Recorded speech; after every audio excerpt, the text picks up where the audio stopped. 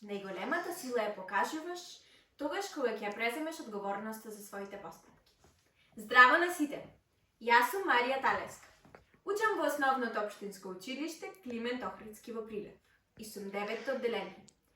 Денес ќе ве запознавам со книгата Куќата на тетка ми, напишана од писателката Марта Димитров. Главен лик во оваа книга е 17-годишната Сара.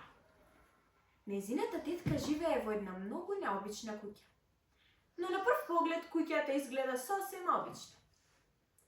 Кога тетката на Сара ќе одлучи да замени во Нов Зеланд кај својот син Горијан, куќата ја остава на Сара да внимава на неа.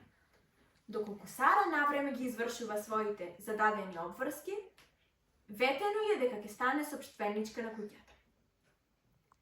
Кога Сара за прв пат сама стапнува во куќата, забележува дека се случува нешто многу чудно и необично. Ако сакате да дознаете што забележа Сара, тогаш прочитајте ја книгата Куќата на тетка ми од писателката Марта Димитров.